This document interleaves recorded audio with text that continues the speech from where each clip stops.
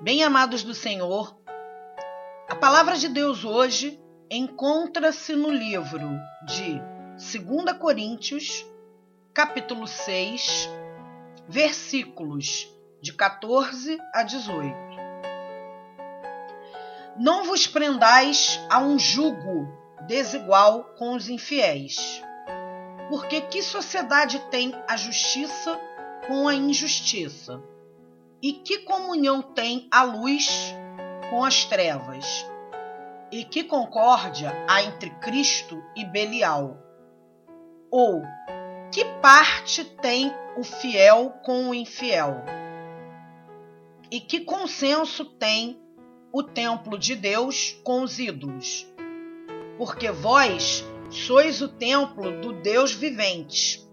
Como Deus disse, neles habitarei, e entre eles andarei. E eu serei o seu Deus, e eles serão o meu povo. Por isso, saí do meio deles, e apartai-vos, diz o Senhor, e não toqueis nada imundo, e eu vos receberei. E eu serei para vós pai, e vós sereis para mim filhos e filhas, diz o Senhor Deus Todo-Poderoso. Bem, amados do Senhor, essa palavra que encontra-se no livro de 2 Coríntios, capítulo 6, versículo de 14 a 18, refere-se à comunhão que não existe entre luz e trevas. Muitas das vezes entendemos este versículo como algo desigual entre pessoas que não professam a mesma fé. Ou seja, pessoas que muitas vezes seguem a Jesus e outros não seguem. Seguem aos ídolos, seguem aos deuses pagãos, seguem a Belial, a Baal. Enfim, sabemos que quando uma pessoa professa fé no Deus vivo, no Deus de Abraão, de Isaac e de Jacó, no nosso Deus, e ela se casa ou ela pede ao Senhor um companheiro, uma companheira, evidentemente, irmãos, que esse companheiro deverá ter a mesma fé que essa pessoa, ou seja, professarem a fé cristã, os dois seguirem os ensinamentos de Cristo.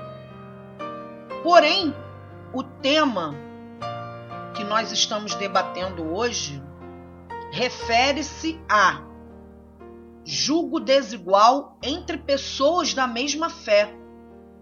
Mas, missionária Daniela Estrela, como poderia haver jugo desigual entre pessoas da mesma fé? Primeiro, amados irmãos, nós precisamos entender o que significa a palavra jugo. Jugo é uma peça feita de madeira que é utilizada para unir dois bois, para que andem no mesmo compasso, enquanto puxam um arado ou uma carroça. Já no sentido bíblico, jugo é a opressão que uma pessoa carrega quando está dominada por seus próprios problemas, como enfermidades, vícios, dívidas, etc.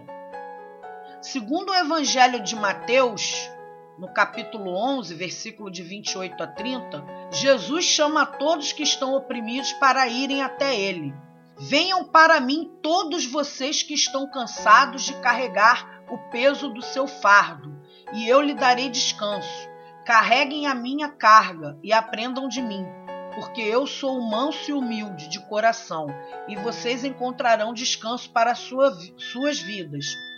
Porque a minha carga é suave e o meu fardo é leve. Então, meus amados irmãos, jugo significa uma peça que era utilizada pelos animais, pelos bois, para que eles andassem no mesmo compasso. Ou seja, o jugo atava um boi ao outro boi e os dois caminhavam juntos. Se o jugo está desigual, então é sinal de que os animais estariam indo para caminhos diferentes, um para um lado, outro para o outro. não é verdade? Mas o que acontece no caso dos cristãos? Se os dois estão indo para Jesus, como o jugo poderá ser desigual? Nesse sentido, irmãos, entendemos que o fato de uma pessoa ser evangélica, ou seja, uma pessoa ser cristã, seguir os ensinamentos de Cristo, não quer dizer que ela tenha os mesmos propósitos que a outra pessoa que está do lado dela. Então, muitas das vezes, nós somos chamados, nós que somos cristãos, somos chamados para determinada função, para exercer determinado ministério. E aquela pessoa que está do nosso lado, mesmo sendo uma cristã, aquele homem que Deus colocou do nosso lado, ou aquela mulher que Deus colocou do teu lado, meu irmão, não tem o mesmo chamado. Então é nesse sentido que o jugo entre cristãos seria desigual. Porque, por exemplo, uma pessoa que tem um chamado missionário, se Deus manda ela para a África, por exemplo, o Espírito Santo de Deus a dirige para fazer missões na África. E o seu companheiro, mesmo sendo cristão, não tem esse chamado. Como poderá essa pessoa desenvolver seu chamado se o seu companheiro ou sua companheira não acompanhá-la? Entende aí, meu irmão e minha irmã, o jugo desigual? E lá em Deuteronômio 22, capítulo 22 de Deuteronômio, no versículo 10, diz assim: com o boi e com o jumento não lavrarás juntamente. Por que se fala do boi e do jumento?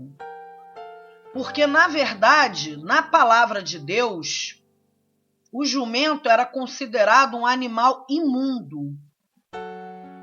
E o boi não. E os dois não poderiam caminhar juntos, ou seja, com o jugo sobre a cabeça dos dois, juntos, na mesma direção. Da mesma forma que um cristão namora uma cristã, são de ministérios diferentes. Muitas das vezes um é tradicional, o outro é pentecostal. Muitas das vezes um está evoluído espiritualmente, ou seja, já teve o batismo nas águas, já teve o encontro com o Espírito Santo, o batismo no Espírito de Deus, o outro não. Um já está comendo alimento sólido, o outro não, ainda está no leite. Então, é nesse sentido.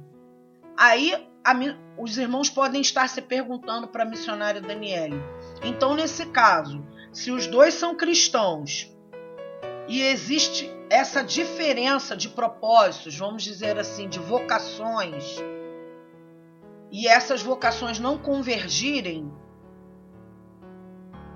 seria interessante esse casal se unir, quer dizer, esse rapaz se unir a essa moça, ou esse homem a essa mulher, se eles têm objetivos diferentes, se são de denominações diferentes, se têm vocações diferentes. Então, meus amados irmãos, você, minha amada irmã, você, meu amado irmão, você deve pedir a direção do Espírito Santo de Deus. Porque só o fato da sua companheira ser uma cristã, claro que isso aí é o principal, porque realmente, como diz aqui na palavra, em 2 Coríntios 6, seria impossível uma convivência entre luz e trevas.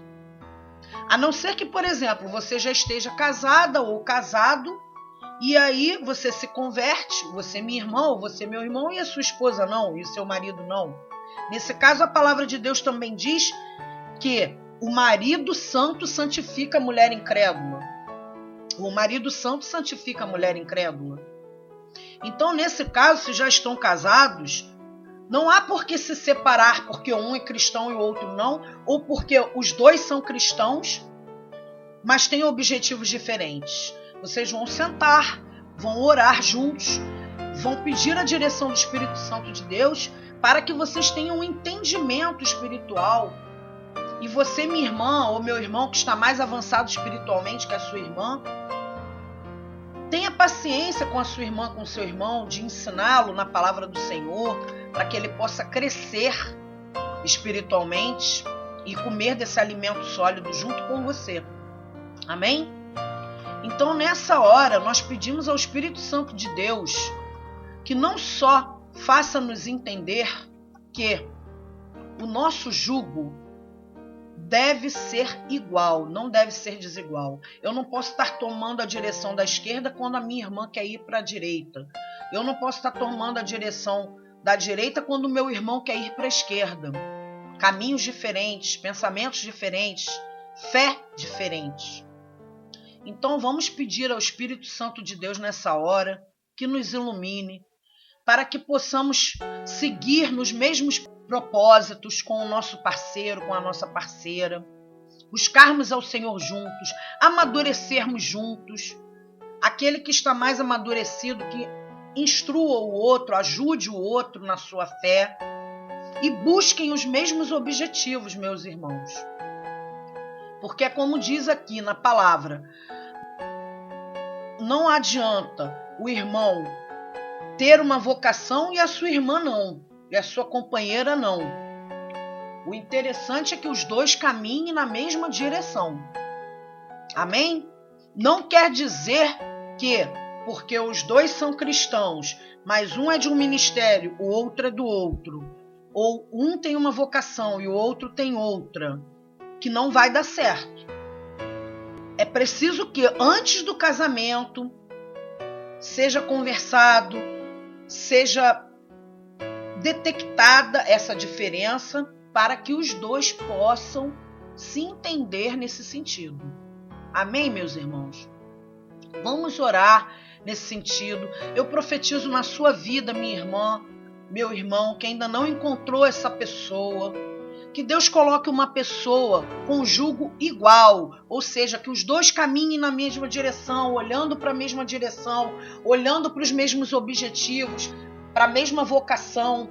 É isso que eu peço, meu irmão e minha irmã, porque se você foi chamado para a luz e essa irmã que Deus vai colocar no teu caminho, e esse irmão que Deus vai colocar no teu caminho, esse companheiro também foi chamado para a luz, os dois precisam crescer juntos na fé, crescer juntos na obra do Senhor, crescer juntos como família de Deus e dar um testemunho de casal abençoado e abençoador, de casal que procura seguir a direção do Senhor, de casal que dá frutos para o reino de Deus. É essa direção que nós devemos pedir. Eu profetizo na tua vida, meu irmão. Eu profetizo na tua vida, minha irmã, que esse jugo desigual não vai acontecer na sua vida. Porque Deus não é homem para que minta, nem filho do homem para que se arrependa. Ele não vai colocar no teu caminho uma pessoa que está trilhando um caminho diferente, que está trilhando uma vocação diferente da vocação que Deus te chamou. Amém? É isso que eu profetizo na sua vida. E você vai orar ao Senhor, continuar crendo nessa promessa de que Deus tem uma pessoa para a tua vida.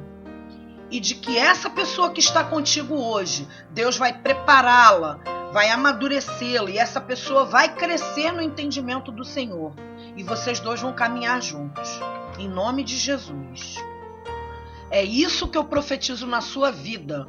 Receba em nome de Jesus o bom encontro. Receba a pessoa que Deus tem preparada para a tua vida, meu irmão. Receba a pessoa que Deus tem preparada para a tua vida, minha irmã. E você, casal, receba a unção do Espírito Santo de Deus para que os dois cresçam na imagem e semelhança do nosso Senhor Jesus Cristo.